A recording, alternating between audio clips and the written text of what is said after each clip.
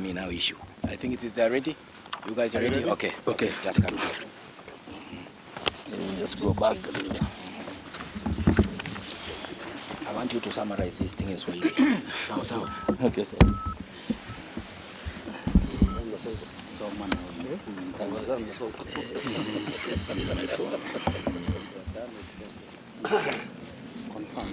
Mkimalizana na Sonko basi mtueleze, haina tatizo. Yeah.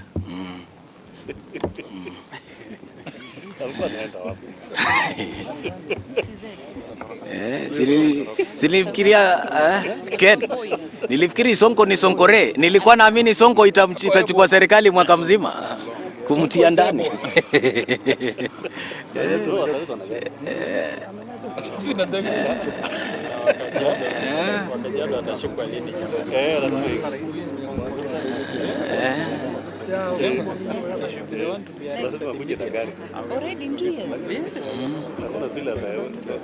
So Alaji takes over.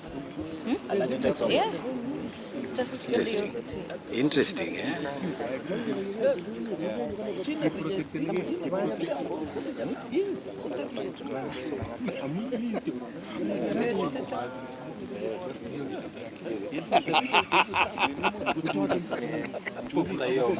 Chama cha do.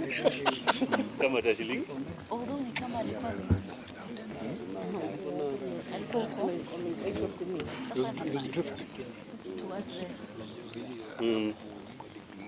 Okay. Asante sana. Okay, thank you, ladies and gentlemen from the fourth estate. Here is a joint press statement by Rift Valley leaders held at Masai Lodge, Kajiado County, December 6, 2019. Following the release of the Building Bridges Initiative report by His Excellency the President Uhuru Kenyatta and former Prime Minister Raila Odinga, we have met here today as leaders from the Rift Valley region to chart the way forward. We have had a fruitful deliberations on the contents of this critical report, and we have agreed to form a caucus to champion the interest and the welfare of our people in the report. As the voice of Rift Valley who care about the interest of our communities, we have therefore read the following key resolutions. 1. On the BBI. As leaders, we have resolved that an all-inclusive forum bringing together all political parties and stakeholders, including religious bodies, be established to discuss the way forward on the Building Bridges Initiative recommendations. This forum will pave way for the establishment of a committee of experts, COC, to draft the relevant bills to actualize and concretize the BBI recommendations. We are also calling for the COC will definitely facilitate the collection of signatures and oversee the presentation of a constitutional amendment bill to the relevant bodies, including the county assemblies, ahead of the national referendum. This is an all-inclusive COC. The all-inclusive COC must comprise of individuals with firm legal basis who will be able to give us final document. We are proposing that the referendum be held by August 2020. I think this is very important. We are proposing that the referendum be held by August 2020. We therefore call on the executive and parliament to quickly enact a referendum law and speed up reforms at the Independent Electoral and Boundaries Commission, IEBC, to ensure that it is properly constituted to handle the referendum. On the economy, as leaders, we are concerned about the state of our economy and appeal to the President to constitute an economic recovery team to steer the country out of the current economic situation facing majority of Kenyans. We propose that the government urgently reviews existing economic policies to ensure that enough money is in circulation for small and medium enterprises to thrive. Pending bills, we appeal to the President, His Excellency, not to relent in compelling national government and county government to clear all pending bills owed to women, youth, SMEs and contractors.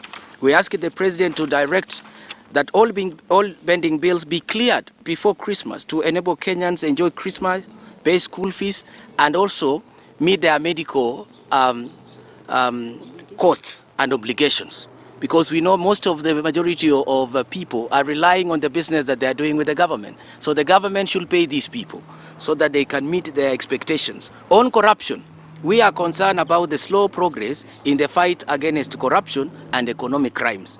We therefore call on His Excellency the President not to relent in his resolve to fight corruption. It appears that there has been a go-slow in the prosecution of corruption cases. We want the judiciary, the DPP and the DCI to expedite the prosecution, hearing and determination of cases currently before the court. The plight of the farmers, National Cereals Produce Board. As leaders from grain basket of our country, we want to appeal to the President to order the immediate opening of National Cereals and Produce Board stores so that it can take in maize following the heavy rains. On tea and coffee, the tea sector, which used to be the #1 foreign exchange earner, is today on its deathbed. We want the government to intervene and tackle the crisis facing the tea industry by providing fertilizer subsidy and guarantee the market to ensure that the farmers in our region get returns for their investment. On KCC and milk challenges that the farmers are going through, we appeal to the President to direct Treasury to release 2 billion urgently to help stabilize milk prices that has seen a litre drop to as low as 17 shillings. We equally appeal to the President to direct the immediate suspension of importation of milk powder to cushion farmers from the cheap importation, and the same should be also extended to the importation of maize. And on Kenya Meat Commission, we have resolved as leaders that the government should, as a matter of urgency, intervene and pump in money to bail out KMC. The bailout money should help the government in the livestock offtake program to avert any further losses arising from the floods disaster. The revival of Kenya Meat Commission is critical to the existence of the livestock subsector, given the vast parts of the Rift Valley is inhabited by pastoralist communities. On the floods, we appeal to the national government to urgently provide relief assistance to families and victims of landslide in West Pokot and other parts of the country affected by the floods. And of course, as the members of parliament and the leadership from the region, we are also sending our condolences to the people of West Pokot and to the entire country, those people who've been affected and those ones who've lost their loved one by this catastrophe that has continued to cause havoc. On taxation, business in the recent past has suffered owing to the high rate of taxation. We are therefore appealing to the government to find better ways of dealing with businesses and entrepreneurs accused of non-payment of taxes to ensure that businesses are not closed down, hence jobs cut. Industrial relationship, which is number 5 point. The country has witnessed a peaceful working and a business environment following the March 9th handshake between the President and the former Prime Minister. But in the recent past, we have witnessed a disturbing trend and deterioration of relations between the Teachers Service Commission and its employees. We demand that the government urgently steps in and end the persistent wrangles between the TAC and the National Teachers Union for the sake of our children, education, and better working environment for the teachers. Youth. The government should increase funding for the youth employment and internship program to help alleviate the suffering of the youth.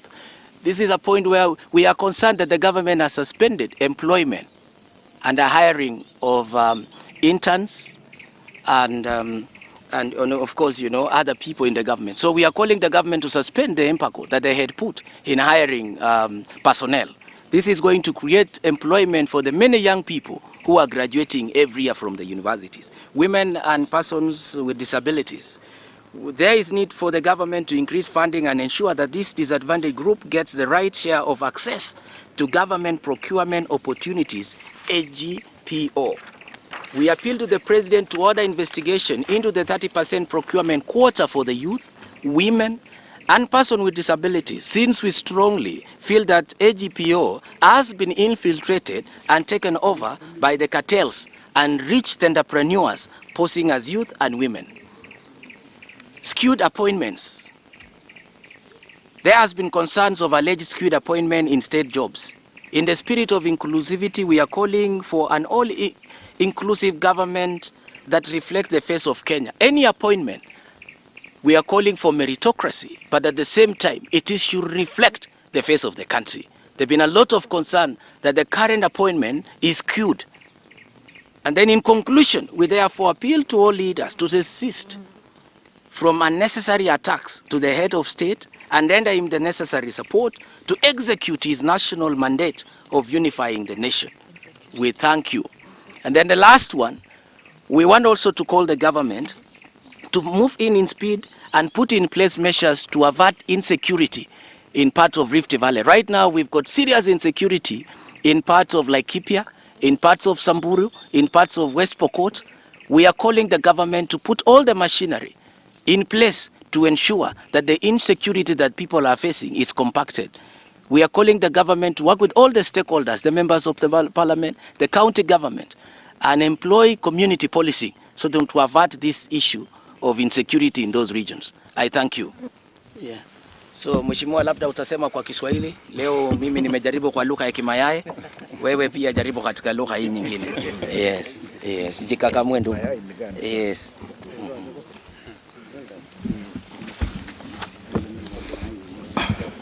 Yes.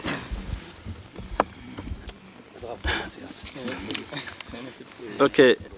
Asante sana Mheshimiwa kwa kusoma taarifa ya viongozi kutoka Rift Valley. Mimi kwa majina ni Mheshimiwa Jeremiah kama Islomorkai for purposes of record. Mjumbe wa eneo la Loima kule Turkana County. Na pia mimi katika chama cha ODM ni vice chair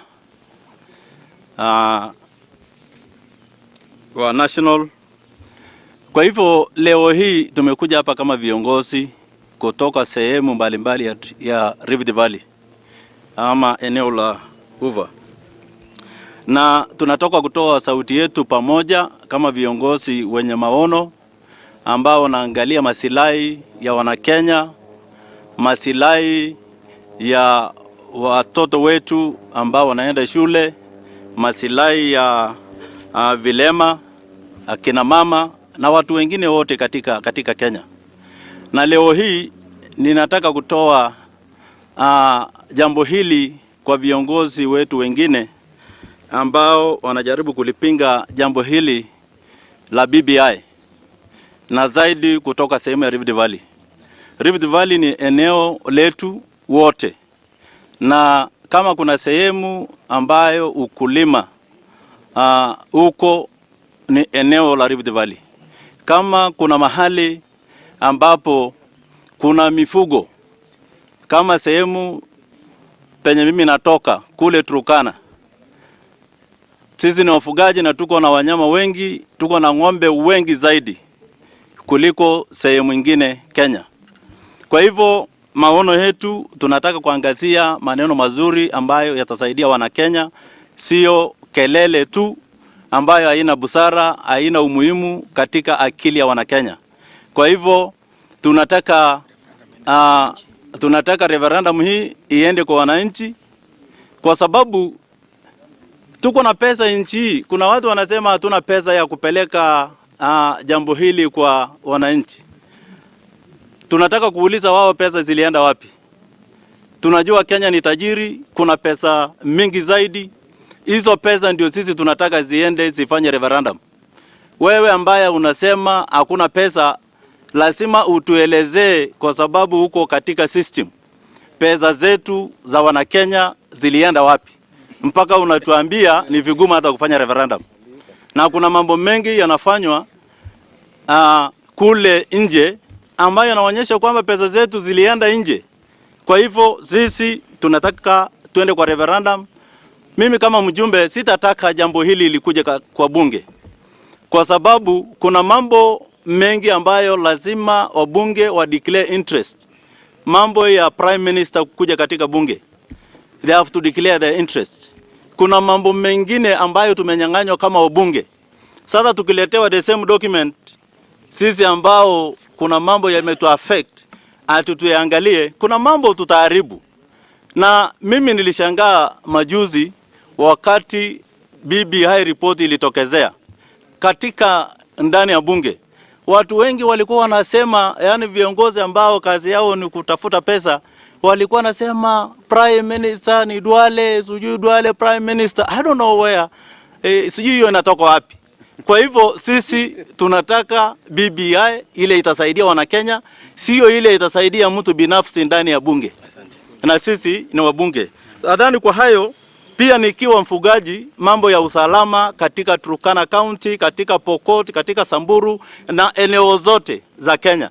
Usalama ndio italeta elimu nzuri, usalama ndio itafanya watoto wetu waende shule, na usalama ndio kila kitu. Kwa hayo machache nasema asante na Mungu awabariki. Alafu ketienye. Niseme moja. Yes, sema moja tu. Na uko mpole. Huyu ajui hiyo jina unamwambia. Hakuna kwa upole kwa Pokot. Ya iko kwenye. Are we still live? Yes. Let me just add something a little bit. That this is a meeting of leaders from Rift Valley, and just for the avoidance of doubt, this is the real leadership of Rift Valley. The other one that is, the other meeting I'm told that is in Naivasha is a rebellion. So those ones are rebels who are rebelling against the president.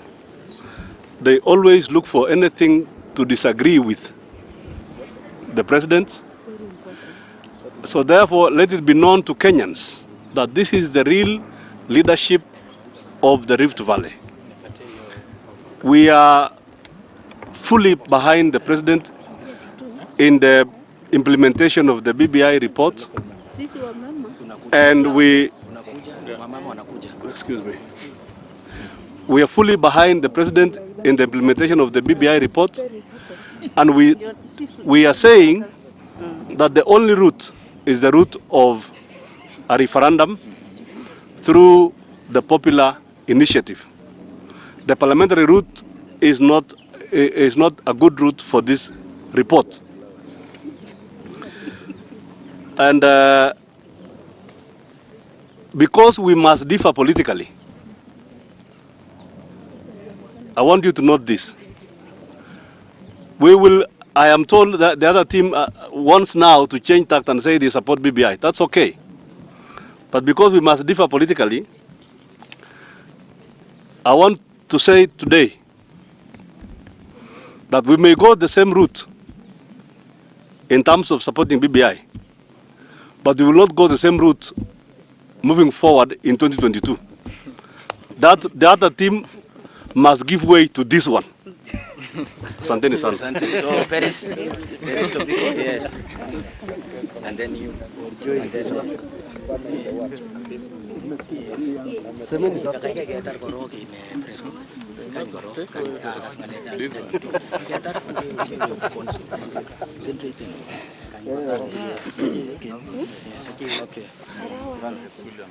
Thank you very much. I'm Paris Tobiko, MP Kajiado East, the area we are right now. And let me say, this team is a team of leaders from Rift Valley who support a people's-driven initiative of the building bridges, the report that was handed over at the Bomas the other day. We are in fully support of the President Uhuru Kenyatta and Raila Odinga and the process they started to give Kenyans a chance for conversation in matters that affect their lives. And so, because a lot has been said, let me just say, we, those who are sitting members of Parliament, support a people's-driven process. There are a number of issues that affect Kenyans that have been brought to the floor of Parliament that have failed because we could not raise the mandatory two-thirds. Or just the other day, on the capping of the bank interest rates, Parliament could not rise to the occasion. At the time of taxation, Parliament could not rise to the occasion. So Parliament has continuously been unable to marshal the necessary support on things that affect common mwananchi. Let me also say the BBI report is very dear to us. On the issue of Prime Minister, I am sure Kenyans spoke, but the task force may have handled the issue with some gloves, because Kenyans wanted to be able to participate in a process that they will decide their own Prime Minister in a process that is clear, and not making an all-powerful presidency, a president that is elected and again appoints the Prime Minister.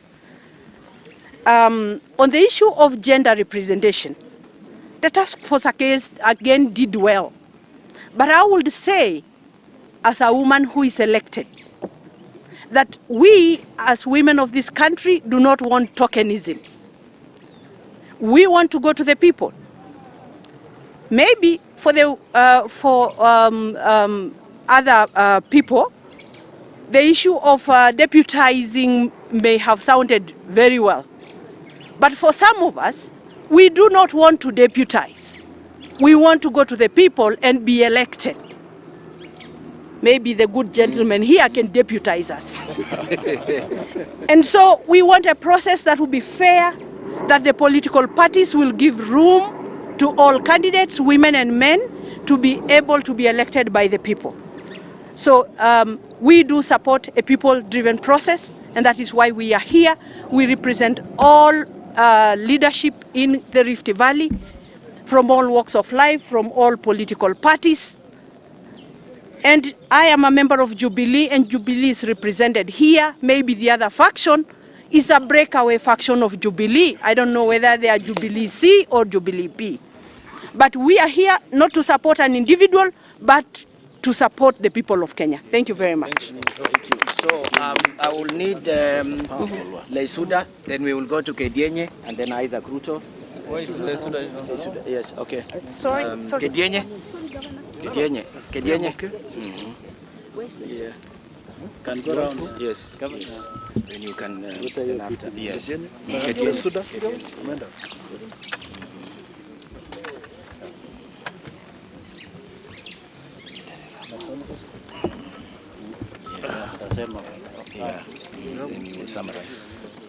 Pia mimi ningependa kusema Kiswahili ili wananchi waweze kuelewa moja kwa moja.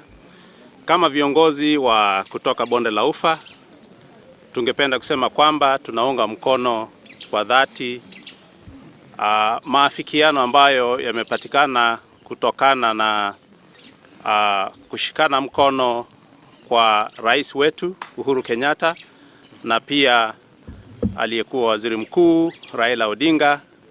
Sisi tuko nyuma yao, na tunasema pia kwamba tungependa Wakenya waishi pamoja, Wakenya wapendane. Na kwa wakati kama huu tunataka kusema kwamba kama kuna shida ambayo inaitwa watu kutengana na watu kutofanya kazi vizuri na ukosefu wa utangamano katika nchi ya Kenya, huu ni wakati wa kurudi kwa wananchi ili wananchi waweze kuamua wanataka kuishi namna gani. Na kama wananchi wanataka kukaa pamoja, wanataka kufanya kazi pamoja na makabila yote yaweze kufanya kazi pamoja, huu ndio wakati wa kurudi kwa wananchi. Huu si wakati wa kwenda kwa bunge kupiga kelele huko na kuzozana na kufanya mijadala. Tunataka tuwaulize wananchi wa Kenya, mnataka kuishi namna gani? Mnaona namna gani kuhusu waziri mkuu, kuhusu pia president na mambo mengine yote? Hayo yote tunataka kusema kwamba tuko nyuma ya president na pia Right Honorable Raila Amolo Odinga, na sisi tunasema twende kwa referendum, tuwaulize wananchi wanataka Kenya ikae namna gani, ili siku za usoni waweze kuwa wao wenyewe ndio wamejiamulia. Kwa hivyo sisi kama viongozi tuko hapa kuunga mkono, na tumesema tumesoma BBI, tumeona ni nzuri, lakini inahitaji kuboreshwa zaidi. Kuna mambo fulani ambayo tunataka yaboreshwe zaidi, na kwa sababu kuna muda tunataka tuingie kwa wananchi, tuwaulize mnaona namna gani, ili hayo maoni ya wananchi yaweze kuwekwa ndani, ili tuweze kwenda kwa pamoja. Kwa hivyo tunashukuru sana, na kwa hayo machache nasema asante sana. Asante. Isaac Ruto.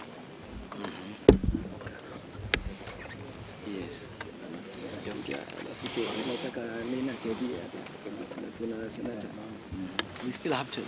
Nitakuita.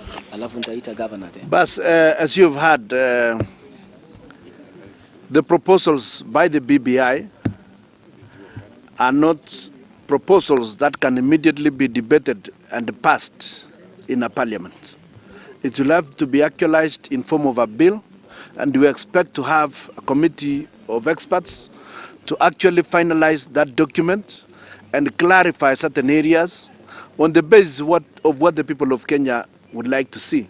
We are also aware that this constitution was from the beginning a people's-driven document, and at no time was it a product of the political class.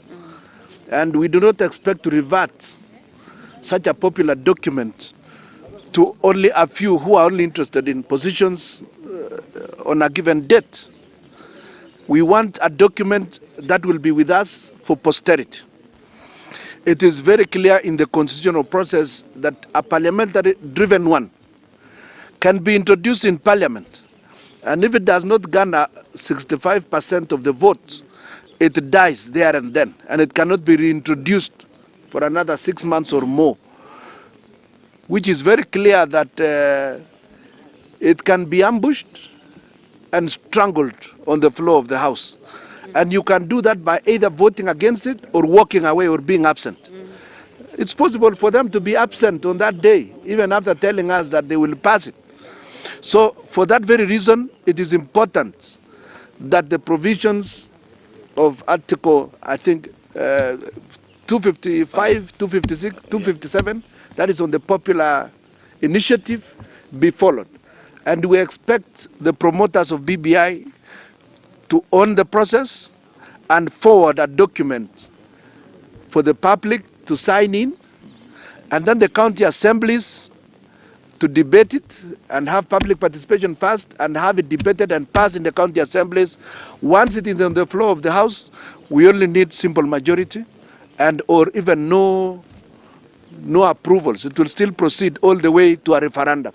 So we want a people's-driven process that will ensure that this thing finally succeeds by approval by the majority of Kenyans. Yes, we want the majority of Kenyans to agree to the document so that we move forward and we have a unified country. We are grateful for the realization by the two principles that we need a peaceful Kenya. We don't need division and we don't need violence during elections, and that we actually should have a culture of uniting even after every election. If Kutunya and myself are contesting on a seat, it should be a culture that we must accept the elections after that. But that will only happen if we have a proper electoral commission that is agreed on, and that is not going to operate only on the whims of a few or introduce other factors like we saw. So thank you very much. Circulation also. Yeah? Right. We are also asking, I think it must be the promoters to ensure that there are documents to be read by Kenyans. As we speak now, we are only relying on the soft copies, the digital copies. Although we say we have digitized, I think there is still a large number of Kenyans who would prefer to have a hard copy so that they can be opening. We don't have Wi-Fi all over the place. We can't access Wi-Fi on the road.